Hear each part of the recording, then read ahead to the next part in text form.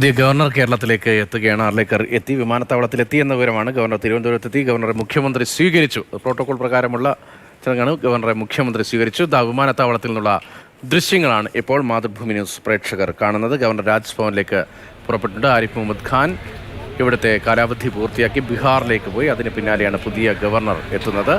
മുഖ്യമന്ത്രി സ്വീകരിച്ചു. അവിടെ നിന്നുള്ള ദൃശ്യങ്ങളാണ് ഇപ്പോൾ കാണുന്നത്. പുതിയ ഗവർണർ പറഞ്ഞ കാര്യങ്ങളെന്ന് പറയുമ്പോൾ സർക്കാരുമായിട്ട് യാതൊരു യുദ്ധത്തിനും ഒന്നും നിൽക്കില്ല, സഹായിക്കുക മാത്രമായിരിക്കും ചെയ്യുക എന്നാണ് പറഞ്ഞത്. കഴിഞ്ഞ ഗവർണർ ആരിഫ് മുഹമ്മദ് ഖാനും സർക്കാരുമായിട്ടുള്ള പ്രശ്നങ്ങളൊക്കെ നമ്മൾ കണ്ടതാണ്. എന്തായാലും ആർലേക്കറും സർക്കാരും തമ്മിൽ അത്തരത്തിലുള്ള പ്രശ്നങ്ങളും ശത്രുതയൊന്നും ഉണ്ടാവാതിരിക്കട്ടെ എന്ന് നമുക്ക് പ്രതീക്ഷിക്കാം. ഗവർണർ കടന്നു പോകുന്ന ദൃശ്യങ്ങളാണ് പ്രേക്ഷകർ ഇപ്പോൾ കാണുന്നത്. പുതിയ കേരള ഗവർണർ ആർലേക്കർ തിരുവനന്തപുരത്തേക്ക് എത്തി. വിമാനത്താവളത്തിൽ മുഖ്യമന്ത്രി സ്വീകരിച്ചു.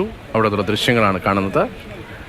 സർക്കാരിനെ നയിക്കാനോ ഉപദേശിക്കാനോ താനില്ല, നിയന്ത്രിക്കാനോ താനില്ല എന്നതായിരുന്നു ഗവർണറുടെ പ്രതികരണം. ഡൽഹിയിൽ മാധ്യമങ്ങളോട് സംസാരിക്കുമ്പോഴാണ് അദ്ദേഹം ആ പ്രതികരണം നടത്തിയത്. അതേസമയം തന്നെ ഭരണഘടനാപരമായ നടപടികളുമായി മുന്നോട്ട് പോകുമെന്നും അദ്ദേഹം വിശദീകരിക്കുന്നു.